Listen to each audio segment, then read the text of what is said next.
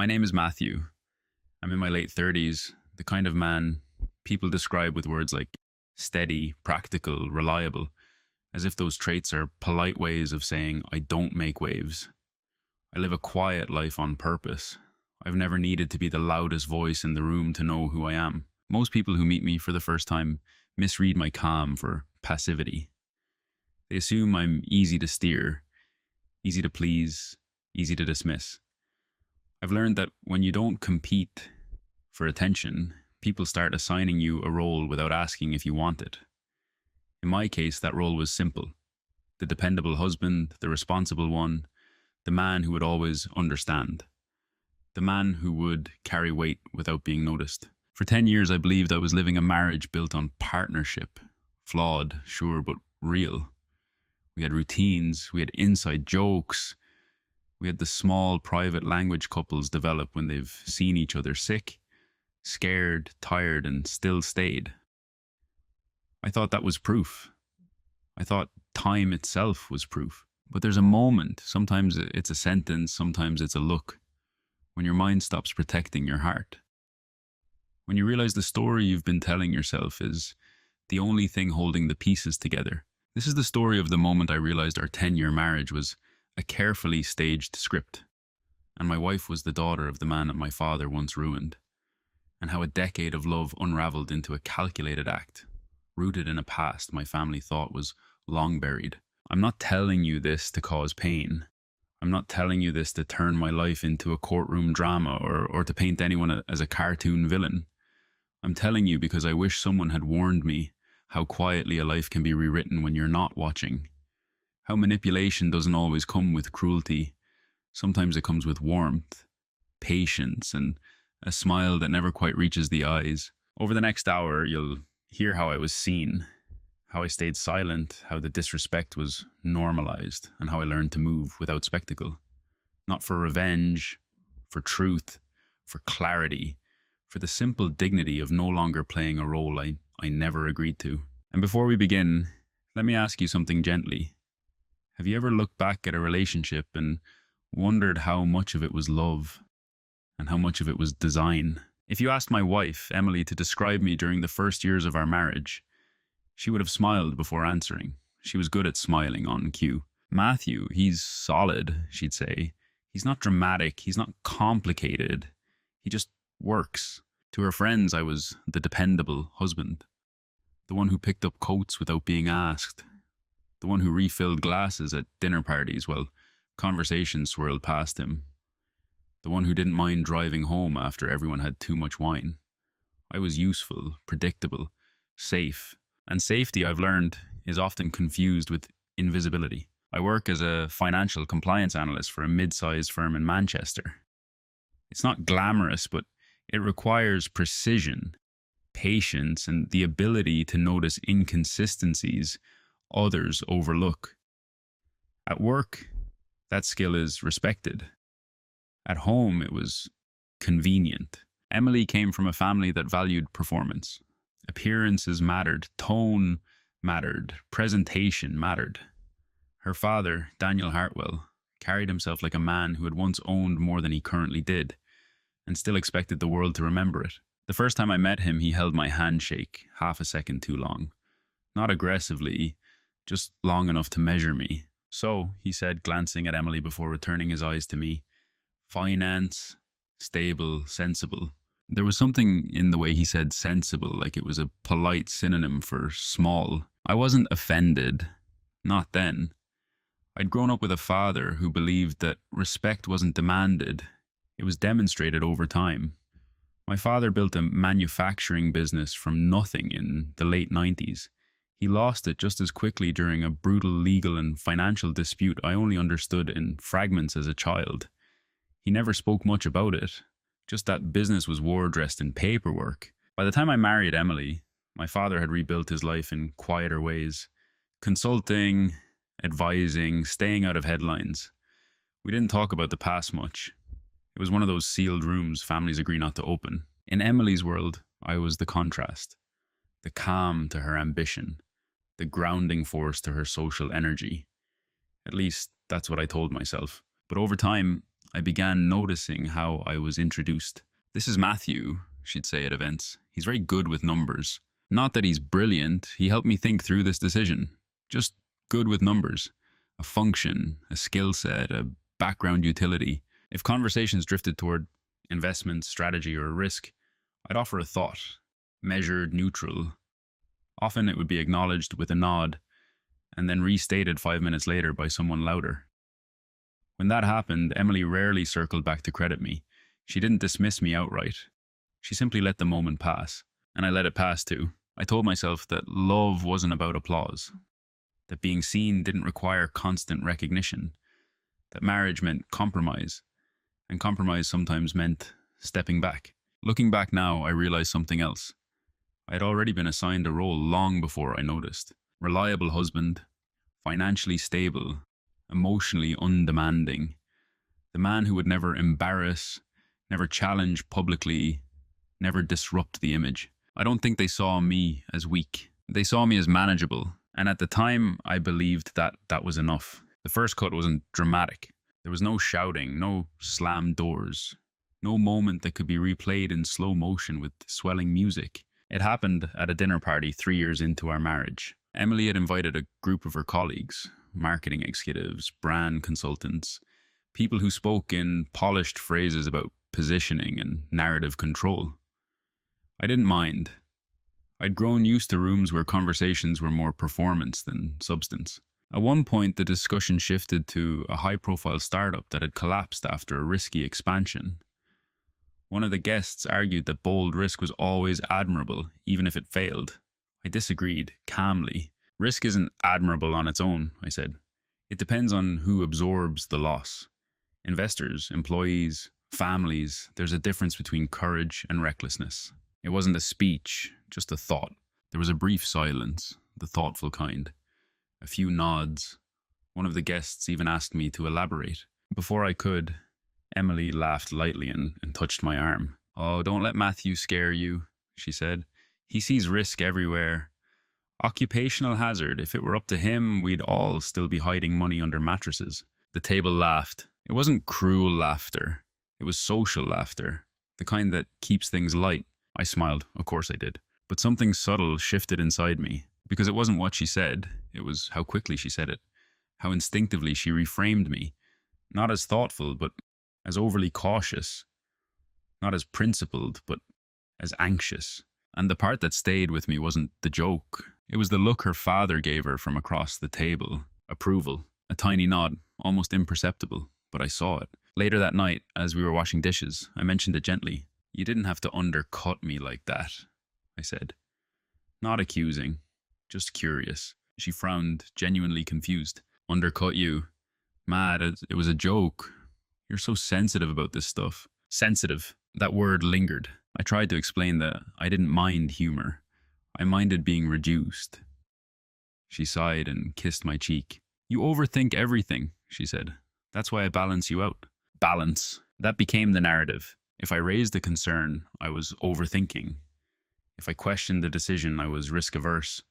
If I stayed quiet, I was stable and mature. There was no room where my perspective simply existed on its own. But here's the part I didn't admit then. It wasn't just her reaction that unsettled me. It was how familiar it felt to her father. Daniel had a way of minimizing without overt hostility. During family gatherings, he'd ask about my work with polite detachment, then pivot to stories about real moves and real stakes. He never insulted me directly. He simply framed my world as small. And that night at dinner, when Emily reframed me in front of her peers, it felt rehearsed, not scripted, but practiced, as if this version of me had been described before. I told myself I was imagining patterns where none existed. I told myself that marriages require flexibility. I told myself love sometimes looks like compromise, but I remembered that nod across the table. And for the first time, I wondered who exactly I was being balanced against. After that dinner, nothing dramatic happened. That's how normalization works. There's no escalation, just repetition. Emily didn't suddenly become cruel. She didn't mock me openly or dismiss me outright. Instead, she refined the pattern, small reframes, gentle corrections, subtle repositioning. If we were discussing finances with friends and I advised caution, she would smile and say, Matthew likes guarantees. I like growth. As if those two things were opposites. If I declined a spontaneous weekend trip because of a prior commitment, she'd say, he's very structured. I'm trying to teach him to loosen up. It was always phrased as improvement, as if I were a good draft of a man who needed light editing. And I let it happen. I told myself that in every marriage, one person is more grounded and the other more adventurous. That tension can be healthy. That maybe I was too rigid, maybe she was helping me evolve. What I didn't notice was how often my evolution required shrinking. At her parents' house, it became almost ritualistic. Daniel would bring up business stories from back in the day. Stories about aggressive takeovers, strategic bankruptcies, and hostile negotiations. He told them like war legends, battles won through clever maneuvering. Sometimes he'd glance at me, mid-story. You wouldn't like that kind of environment, Matthew, he'd say mildly. Too volatile. It wasn't a challenge, it was a classification. And Emily would chuckle softly as if the assessment were accurate. You're right, Dad. Matthew prefers predictability. Prefer. That word did more work than anyone acknowledged. It implied fear without saying it. It implied limitation without accusation. It implied that I chose smallness because I couldn't handle scale. I began noticing something else. Whenever conflict arose about money, about decisions, about priorities, Emily framed my objections as emotional rather than rational. You're reacting, she'd say. You're taking this personally. Why are you so defensive? It was a subtle inversion. My attempt to discuss principles became evidence of insecurity. So I adjusted. I chose my words more carefully. I waited longer before responding. I softened my tone, even when I was calm. Silence became easier than correction. Not because I was defeated, because I was calculating the cost of friction. The truth is, I don't enjoy confrontation. I don't equate volume with strength. Growing up, I watched my father lose everything in a battle that was as much about ego as it was about money. I learned early that escalation has consequences. So when I felt those first signs of erasure in my marriage, I didn't explode. I rationalized. I told myself that Emily loved me, that she wouldn't marry me if she didn't respect me, that jokes are just jokes, that fathers-in-law sometimes posture. But over time, I noticed something chilling. When I stopped correcting the narrative, it solidified. At gatherings, people began anticipating my caution. They'd preface discussions with, Matthew will probably say we need to run the numbers, followed by polite laughter. It became a character trait. Not wrong, not insulting, just limiting. And the more I stayed quiet to keep peace, the more peace required my quiet. One night, lying awake beside Emily, I stared at the ceiling and tried to trace when exactly I had agreed to become the background. I couldn't find the moment, which is when I realized something unsettling. Sometimes disrespect doesn't arrive as an attack. Sometimes it's a story told about you often enough that you start editing yourself to fit it. And I had been editing myself for years. There's a difference between who you are and who people expect you to be. It took me years to recognize that distinction inside my own home. By our 6th year of marriage, the role had solidified. I was the infrastructure, the steady base layer beneath Emily's expanding world. She had moved into brand strategy by then, high-level clients, bold campaigns, ambitious projections. Her social calendar grew denser, her vocabulary is sharper, and I became the quiet certainty behind it all. If she wanted to take a financial risk, I'd run the numbers. If she wanted to impress potential investors at a dinner, I'd explain the boring details. If something needed to be signed, reviewed, structured, I handled it. Useful, indispensable, even, but rarely centered. When we attended events, I noticed a pattern in the introductions. This is Matthew, my husband, she'd say warmly. He keeps me grounded. Grounded. It sounds flattering until you realize it implies weight. Anchors are valuable, but they don't travel far. I started watching more than speaking. Watching how Emily navigated rooms. Watching how her father observed from corners, offering selective commentary. Watching how often decisions were discussed between them before they were ever presented to me. Not hidden, just pre-shaped. Once I overheard Daniel say to her in the kitchen during a family barbecue, You chose stability. That was smart. He didn't lower his voice. I wasn't meant to hear it, but I wasn't meant to either. Stability. It echoed differently that time. I began to understand something uncomfortable. I hadn't been chosen simply for love. I'd been chosen for fit. I fit the image. Educated, calm, financially literate, no scandals, no volatility. A man who would never outshine her or compete for dominance in the relationship. A man whose temperament ensured minimal disruption. And I had worn that role willingly because it aligned with how I saw myself. But slowly I started noticing where the lines were drawn. When Emily made bold professional decisions, they were visionary. When I advised caution, I was conservative. When she networked aggressively, she was ambitious. When I preferred discretion, I lacked drive. The narrative wasn't loud, it was consistent, and consistency shapes perception. There was one moment that clarified everything. We were reviewing a joint investment opportunity, a property venture introduced by one of her father's associates.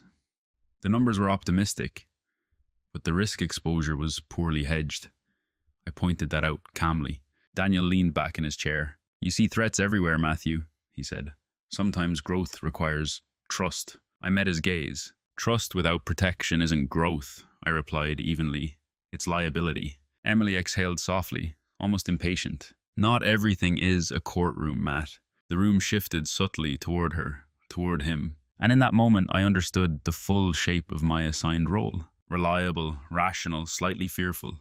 Necessary, but not visionary. The one who signs, not the one who leads. The man who absorbs consequences quietly if things go wrong. What they never considered was that I wasn't passive. I was observant, and roles only work when the actor agrees to keep playing.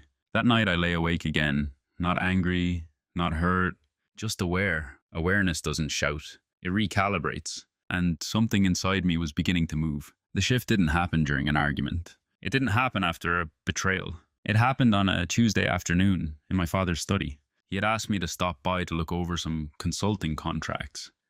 Retirement hadn't suited him completely. He still advised small firms quietly, carefully. His study smelled like old paper and polished wood, a room untouched by performance. While he stepped out to take a call, I found myself scanning a framed newspaper clipping on the wall. It was old, late 1990s. The headline referenced a collapsed merger. I'd seen it before, but never really read it. This time, I did. The article detailed a failed acquisition involving my father's manufacturing company and an aggressive investment group led by a man named Daniel Hartwell. I read the name twice, then a third time. The air in the room felt thinner. I had known there was a dispute decades ago. I had known my father lost the company. I had known legal battles followed, but I had never connected the surname. Hartwell isn't uncommon, but Daniel Hartwell is. I took a photo of the article, calmly, without thinking. When my father returned, I asked him directly, "Was this the same Daniel Hartwell?" He looked at the clipping, then at me. "Yes." No hesitation, no drama. "Did he ruin the company?" My father sat down slowly. "He didn't ruin it alone," he said. "But he structured the deal in a way that ensured we carried the risk, and he controlled the exit. When the market dipped, we absorbed the collapse. His group pivoted, perfectly legal, ruthless, strategic." He paused. "Why are you asking?" I held his gaze. "That Daniel Hartwell is Emily's father." For the first time in years, I saw something flicker across my father's face that wasn't composure, not anger, recognition. He leaned back in his chair, exhaled once, and nodded almost imperceptibly. "That's interesting." Interesting. The understatement almost made me smile. We didn't speak for a full minute. Then he said something that settled into me like a weight, finding its balance. "Matthew, some men don't forget losses. They reframe them, they reposition, they wait." Wait, the word echoed. Driving home, I replayed every dinner conversation, every subtle classification, every glance between Emily and her father when business was discussed. Every time my caution was framed as a limitation. 10 years. 10 years of a marriage that began with a woman who knew my surname before she loved me. Or had she? That was the question I couldn't escape. I didn't jump to conclusions. I didn't accuse. I didn't confront. Instead, I did what I've always done when something doesn't add up. I reviewed the data. I remembered how Emily and I met, at a networking event hosted by a mutual contact in finance. I remembered how naturally our conversations flowed, how she seemed unusually informed about my father's previous ventures, how she'd once asked, almost casually, "Do you ever think about rebuilding what your dad lost?" At the time, I'd interpreted it as admiration. Now, it felt like reconnaissance. But even then, I didn't feel rage. I felt clarity beginning to assemble. If this was a coincidence, it was an extraordinary one. If it wasn't, then my role in this marriage had been defined long before I stepped into it. That evening, Emily asked why I seemed quiet. "Just tired," I said gently. It wasn't a lie. I was tired. Not of her, of the script. And for the first time, silence didn't feel like surrender. It felt like preparation. After that afternoon in my father's study, I stopped reacting. Not externally, internally. There's a difference. Before, my silence had been an accommodation, a way to keep equilibrium, to avoid unnecessary friction, to protect what I believed was mutual respect. Now my silence had intent. I didn't confront Emily about the article. I didn't mention her father's name in my father's study. I didn't accuse anyone of engineering anything, because accusations demand proof, and proof requires patience. Instead, I watched. At dinner that week, Daniel told another story about a strategic collapse he'd once navigated. He described how sometimes you enter a partnership already calculating the exit, how positioning matters more than emotion. Emily listened with that familiar attentive tilt of her head. I listened differently. When Daniel glanced at me mid-story, as he often did, I didn't smile politely this time. I held his gaze a fraction longer than usual. Not challengingly, just steadily. He noticed. It was subtle, the smallest tightening at the corner of his mouth, the recalibration of a man who used to measuring others and rarely being measured back. That night, Emily suggested we revisit the property investment I'd previously flagged as risky. "I've been thinking," she said. "Maybe we shouldn't hesitate so much. Dad thinks it's a strong move." "Dad thinks." I nodded thoughtfully. "Let's review it thoroughly," I said. No resistance, no pushback, no lecture about liability, just an agreement. She seemed almost relieved. Over the next few weeks, I shifted something else. I began documenting everything, not secretly recording conversations or anything dramatic. Just organizing emails, contracts, and timelines. Noting who introduced what idea, who initiated which financial structure, who recommended which advisor. At work, this is routine. In marriage, it felt foreign, but clarity requires a record. I also began separating my finances more intentionally. Nothing illegal, nothing deceptive. Just ensuring that my assets, my advisory projects, and certain long-term accounts were structured with independence. Again, calmly, legally, quietly. Emily didn't notice. Or if she did, she interpreted it as more of my cautious planning, which ironically protected me. One evening, she said something that confirmed I was no longer imagining patterns. "You're different lately," she observed, "less reactive." "I wasn't aware I was reactive," I replied evenly. She smiled faintly. "You used to push back more." Push back, the language of opposition. "I'm just listening more," I said. That was true. I was listening to the gaps between words, to the way she and her father sometimes referenced long arcs and positioning, to the fact that my father's name had come up in conversation more frequently over the past year, always neutrally, always academically. Too academically. Silence, when chosen, has weight. It unsettles people who expect predictable responses. Daniel began probing more directly. "So, Matthew," he asked at one dinner, "do you ever think about legacy?" "Every day," I answered. He studied me. "And what does that look like for you?" "Autonomy," I said calmly, "and memory." Emily shifted slightly in her chair. Memory. Because if this marriage had been entered with strategy, then memory was the one variable no one had fully controlled. And the most dangerous thing about a man they've categorized as manageable is when he stops performing the category. My silence no longer protected peace. It protected information. And information, when patiently assembled, becomes leverage. The advantage of being underestimated is that no one watches you too closely. For 10 years, I had been filed neatly into a mental drawer. Stable, cautious, emotionally contained. A man unlikely to act impulsively. A man unlikely to disrupt the status quo. They were right about one thing. I don't act impulsively, but restraint should never be confused with incapacity. Once I stopped reacting and started observing, patterns sharpened quickly. I revisited the origin story of my marriage. Emily and I had met at a finance and strategy networking event in London. I remembered it clearly because she approached me first. At the time, I'd found that flattering. She asked intelligent questions about regulatory frameworks and cross-border risk, topics most people avoided unless they had to. What I hadn't questioned then was how specifically informed she seemed about my father's past company. I read about that merger years ago, she'd said casually during our second date. It must have been intense growing up around that. I'd been surprised she knew the name. She'd laughed lightly. I research people I find interesting. At the time, it felt romantic. Now it felt procedural. I didn't confront her. I researched quietly instead. Public records, archived news articles, old corporate filings, the timeline of my father's company's collapse and Daniel Hartwell's investment group's restructuring, the legal disputes that followed, the settlement agreements, nothing illegal, nothing dramatic, just strategic maneuvering. Daniel had exited the failing partnership months before the public collapse, citing restructuring differences.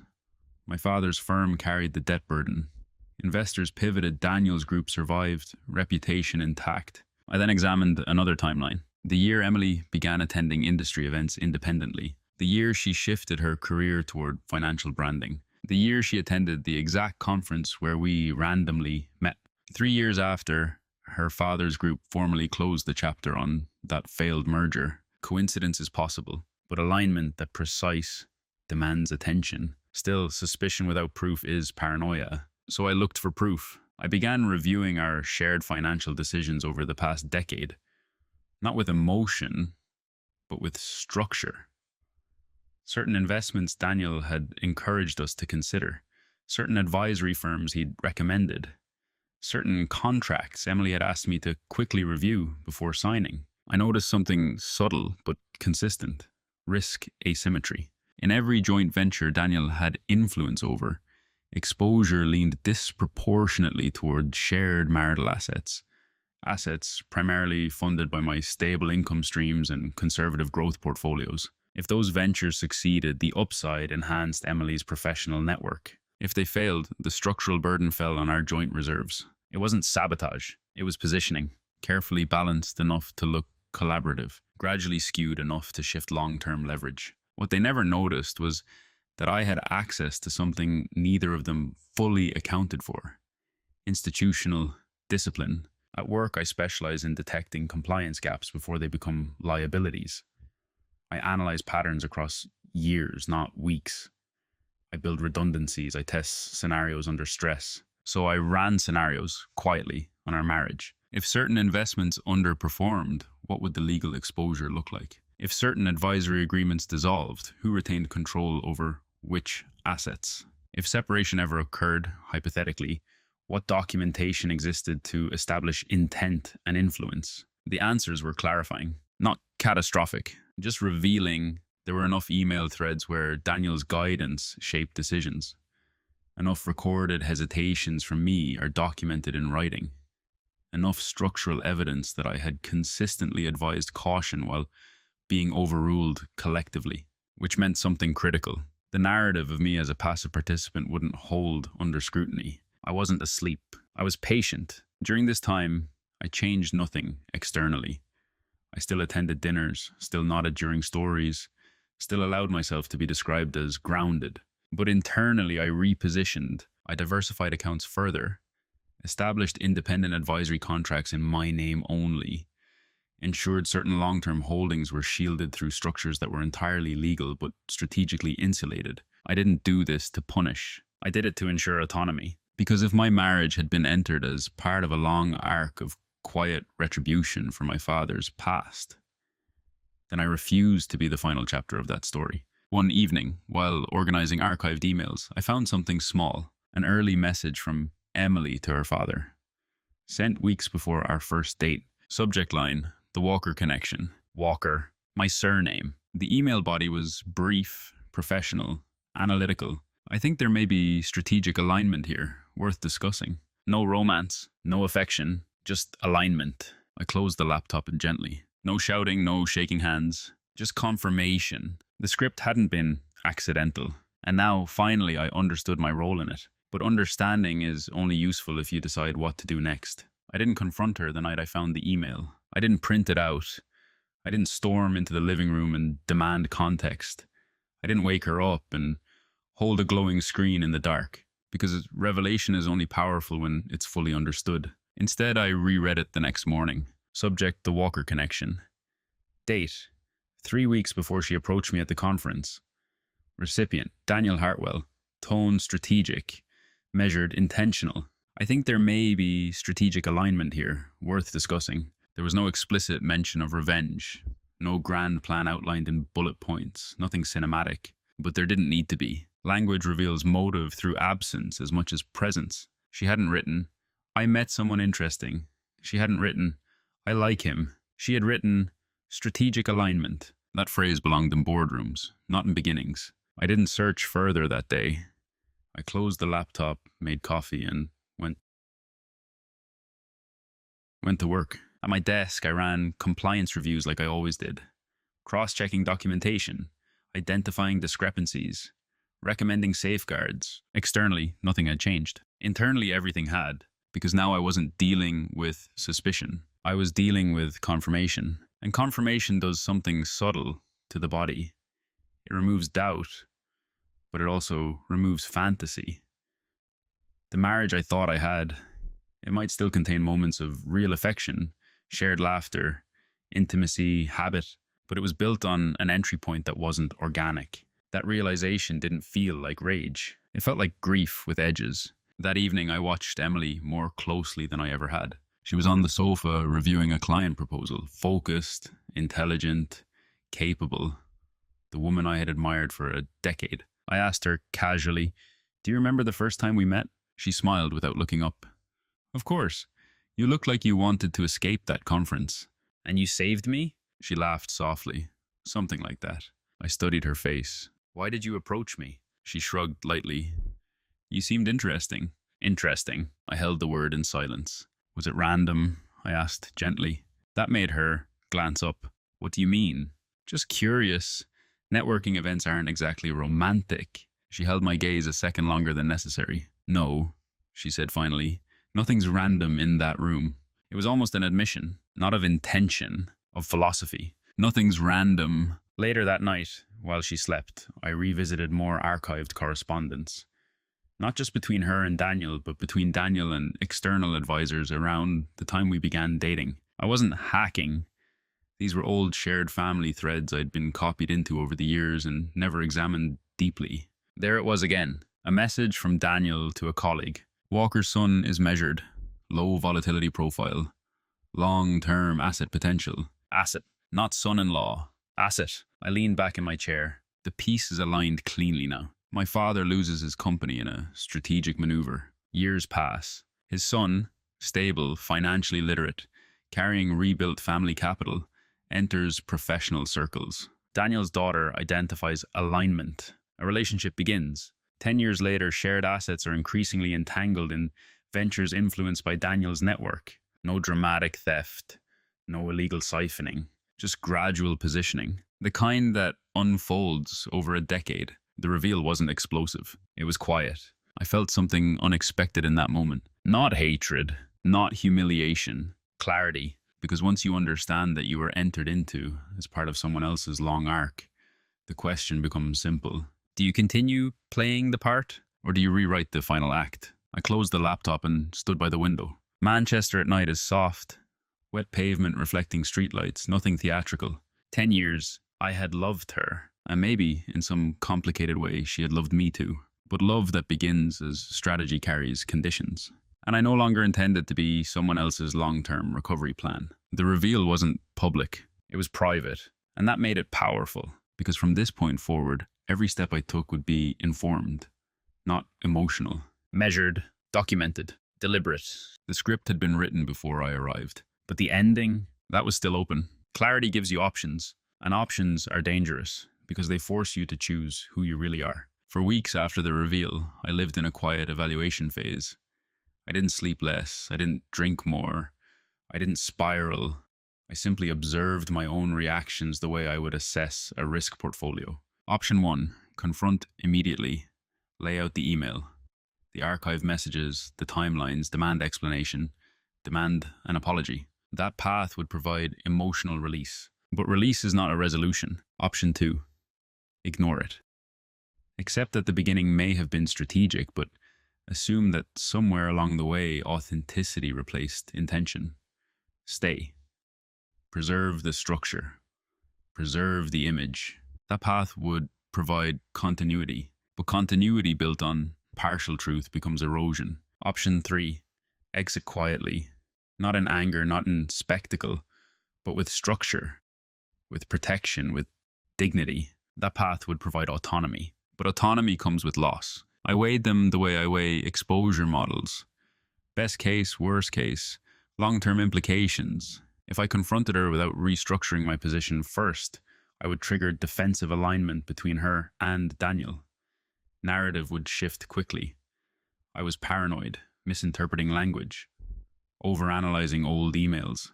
If I stayed without acknowledgement, I would always wonder which gestures were chosen and which were calculated. So the question wasn't whether the marriage contained real moments. It was whether I could live inside something that began as leverage. One evening, Emily mentioned casually that her father had been discussing legacy realignment. He was considering consolidating certain holdings and possibly involving us more formally. Involving us how? I asked. Joint advisory capacity, she said. It could be good for our future. Our future. The phrasing was precise. That night I ran final projections. Not financial ones, but structural ones. If I remained, the entanglement would deepen. Business and marriage would become indistinguishable. Exit would grow exponentially more complex. If I left now, before further consolidation, I retained clarity, documentation, clean separation lines. The decision crystallized quietly, not in anger, in principle. My father once told me something after his company collapsed. Never stay at a table where the game was decided before you arrived. At the time, I thought he meant business. Now I understood he meant power. The following week, I scheduled a consultation with a solicitor. Calm, discreet, professional. I didn't frame it as an accusation. I framed it as a precaution. What would separation look like under current asset structures? I asked. The solicitor reviewed documents I had prepared meticulously. You've maintained clear advisory records, she observed.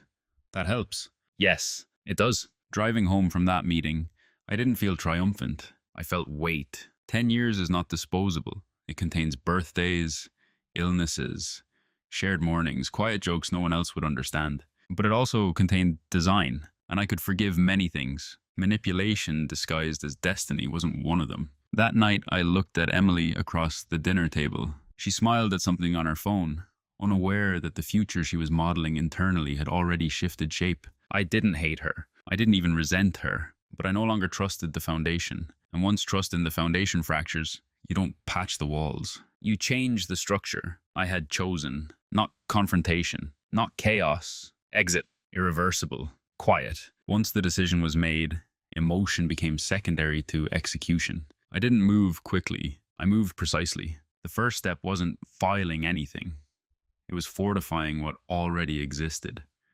I reviewed every shared account, every jointly held investment, every advisory agreement influenced by Daniel's network. Not to dismantle them, but to understand where the leverage truly sat. The irony was almost clinical. For years I had been described as cautious, conservative, risk-averse. Those traits now became insulation, because while certain ventures had been structured to lean toward shared exposure, I had consistently documented my hesitations, my recommendations for protective clauses, my insistence on written confirmations. In marriage, that had been labeled as overthinking. In legal review, it was called due diligence. I met with the solicitor twice more. Each time, I brought organized folders, digital and physical, timelines, email threads, financial models showing asymmetrical risk introductions over the years. She studied them carefully. You've been consistent, she said. That matters. Consistency is credibility. I didn't freeze accounts. I didn't withdraw funds in secret. That would have triggered alarms, and rightly so. Instead, I began disentangling future commitments. When a new advisory contract draft came from one of Daniel's associates, I responded politely. I'd prefer to keep this separate from marital structures for now. Emily raised an eyebrow when she saw the email. Why separate? She asked lightly. It's easier combined. I'm streamlining my personal exposure, I replied. Calm, neutral. She studied me for a moment, then nodded slowly. Okay, she said. If that makes you comfortable. Comfortable. That word again. They still believed this was temperament, not a strategy. Over the next month, I adjusted direct deposits, rebalanced long-term holdings under advisement that had no connection to Daniel's sphere, updated beneficiaries on certain policies within legal bounds, documented everything transparently, not hidden, just structured. At dinners, nothing changed. Daniel still told stories about leverage and timing. Emily still framed me as grounded, but something subtle had shifted in the room. I wasn't leaning back as often. I wasn't nodding automatically. When Daniel made broad claims about inevitable outcomes, I held his gaze longer. Not confrontational, just unreadable. Men like him are skilled at assessing others' positions, and for the first time, he couldn't read mine. One evening, he asked, casually, "Everything aligned on your end, Matthew?" "Yes," I replied. "Everything's aligned." It was the most honest answer I'd given in years, because alignment no longer meant alignment with them. It meant alignment with myself. Finally, after every structural safeguard was in place, after every projection confirmed that my exposure was clean, I authorized the solicitor to prepare formal separation documents. No accusations included, no emotional narratives, just incompatibility of trust. When the draft arrived, I read it slowly. 10 years condensed into legal language. Assets listed, terms outlined, timelines defined. It felt sterile, but sterility protects dignity. That night, Emily sat across from me at the kitchen table, unaware that the document rested in my study drawer upstairs. She was discussing a new campaign concept. Animated, focused. For a brief moment, I watched her and wondered if there had ever been a version of this story where strategy dissolved into sincerity. Maybe. But I wasn't willing to gamble the rest of my life on maybe. Silence had carried me this far. Now it would carry the final step. And when the consequences began, they would not begin with shouting. They would begin with paperwork. The first consequence wasn't emotional. It was logistical. I asked Emily to sit down one Sunday afternoon. No raised voice, no tension thick in the air. Just 2 cups of tea on the coffee table and a folder placed carefully between us. She smiled at first, assuming it was something administrative. "What's this?" she asked lightly. "Documentation," I said. I slid the separation papers across the table. She didn't react immediately. She looked at the top page, then the next. Her eyes moved methodically as if reviewing a proposal. "This isn't funny," she said quietly. "I'm not joking." The room didn't explode. It cooled. "What is this about?" she asked. Her voice still controlled, but thinner than usual. "Trust," I replied. She looked up sharply. "I've never betrayed you." "I didn't say you did." Silence stretched. She turned another page. Her composure remained impressive. But I noticed something subtle. Her breathing had shifted. Slightly faster. Slightly shallower. "You're serious," she said finally. "Yes." The next few days unfolded with unsettling calm. There was no dramatic confrontation. No screaming matches. No accusations thrown across rooms. Instead, there were questions framed carefully. Is this about money? No. Is there someone else? No. Then what? Foundation, I said. She studied me like she was trying to locate the fault line. "You've been distant for months," she said. "You didn't talk to me." "I was listening," I replied. That unsettled her more than anger would have. Daniel called 2 days later. His tone was measured, as always. "I hear you've made a decision." "I have." "Marriage isn't a balance sheet, Matthew." "No," I said calmly, "but integrity is." A pause. "You're misinterpreting something," he said carefully. "Am I?" Silence again. He shifted strategy. 10 years is a significant investment. Investment. The word hung between us. "Yes," I agreed. "It is." "What exactly do you think happened?" he asked. "I think," I said evenly, "that some partnerships begin with objectives that aren't disclosed." Another pause. Longer this time. "You're making a mistake," he said finally. "Possibly," I replied, "but it's mine to make." After that call, something subtle shifted in their behavior. Emily became quieter, more watchful. not angry, calculating. Daniel reduced contact, but when he did speak, his tone carried a new texture, not superiority. Assessment, because they were feeling something unfamiliar. Loss of predictability. The social circle noticed first. Invitations shifted, conversations became tentative. People sensed something without knowing what. At a dinner gathering I attended alone, one of Emily's colleagues asked gently, "Everything okay?" "Yes," I said simply, because in a strange way it was. At home, the house felt different, not hostile, just transitional. Emily tried once more. "You're walking away without giving me a chance to explain," she said one evening.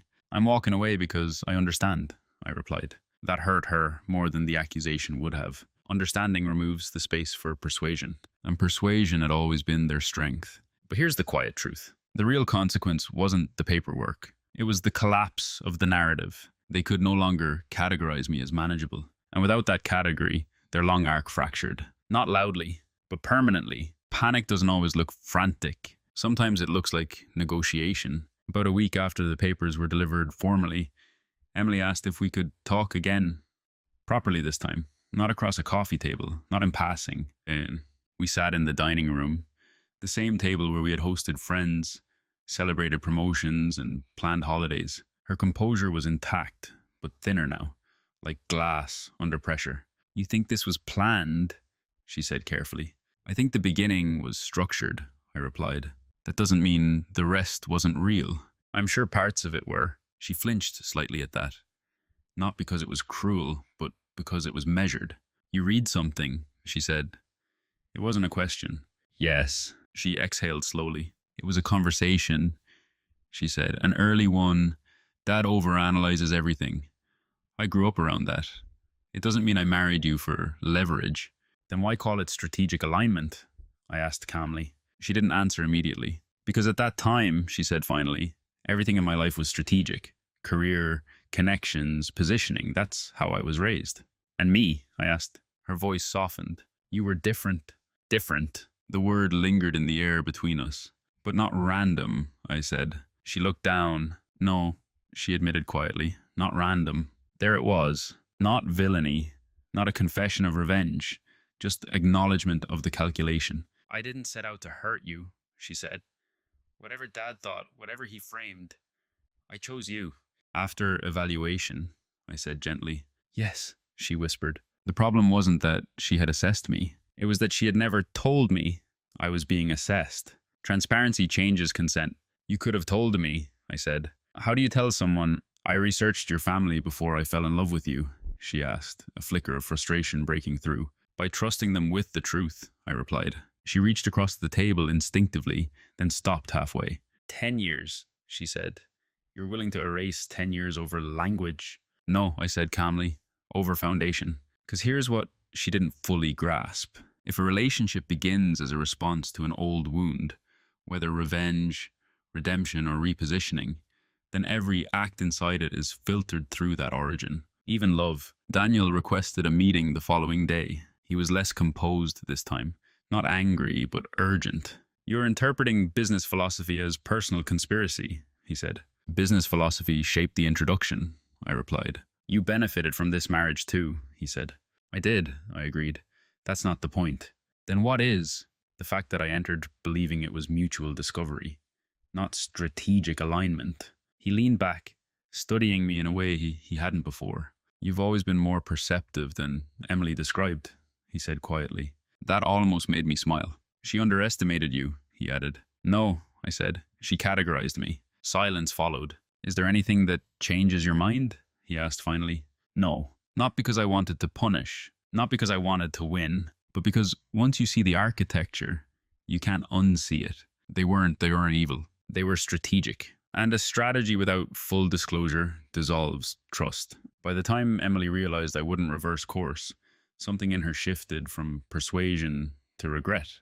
But regret arrives after positioning. And by then, it was too late to redesign the foundation. The final conversation didn't happen in our house. It happened in Daniel's study. He invited me there, not as a father-in-law, but as something closer to what we had always been beneath the surface.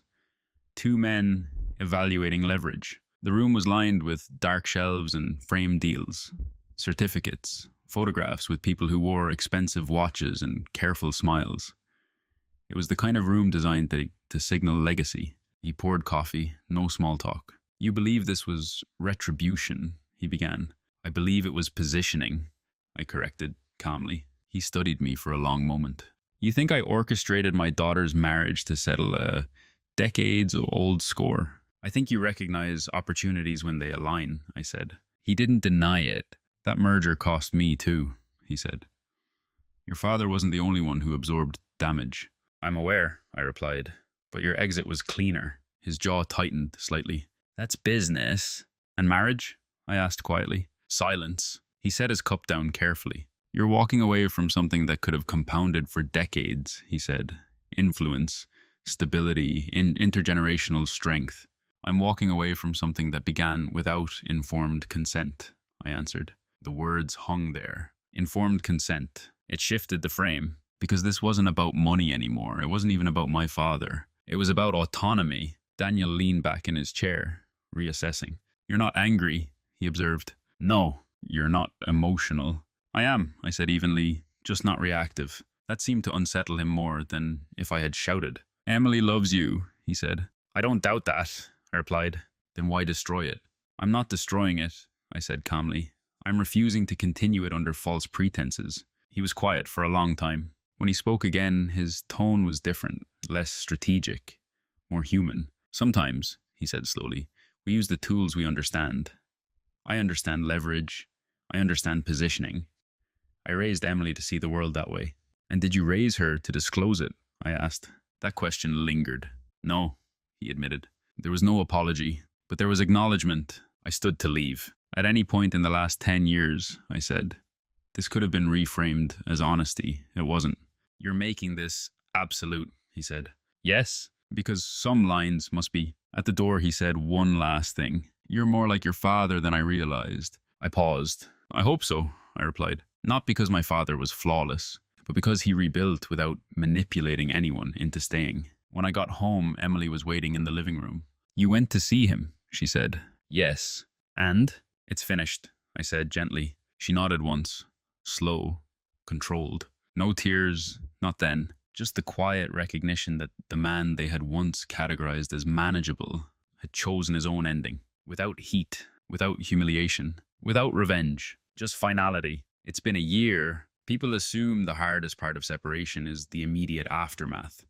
The logistics, the awkward explanations, the shift in routine. It isn't. The hardest part is reconstructing identity without the role you've been assigned for a decade. For 10 years, I was the steady husband, the grounding force, the reliable one, the man who absorbed risk quietly. When that structure dissolved, there was a strange silence where that identity used to sit. At first, I thought I would feel anger once the dust settled. I didn't. What I felt instead was space. Space in my calendar, space in my finances, space in my thoughts.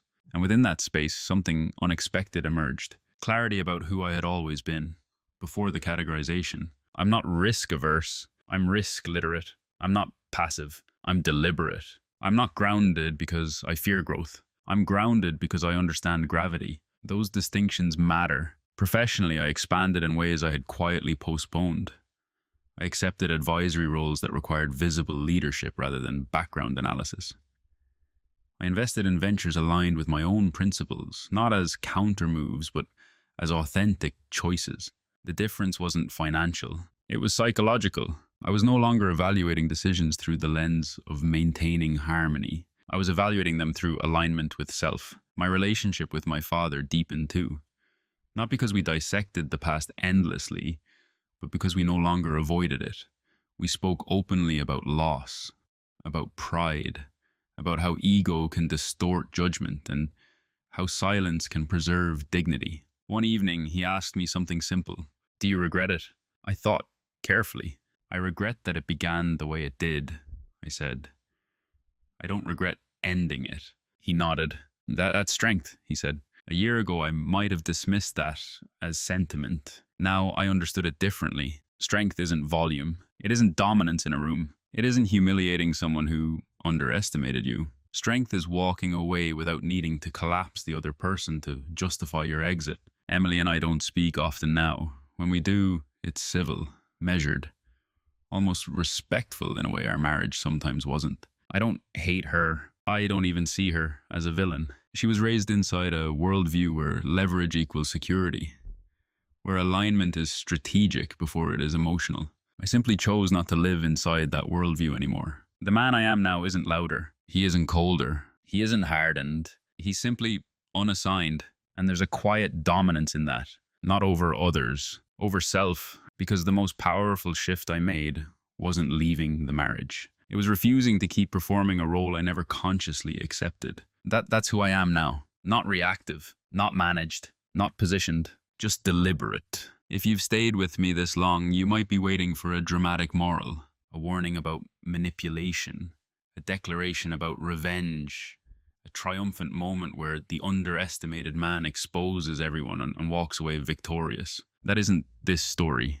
There was no public unraveling, no reputations destroyed, no financial collapse engineered in return. There was only recognition and a choice. Here's what I've learned. Not all betrayal looks like deception.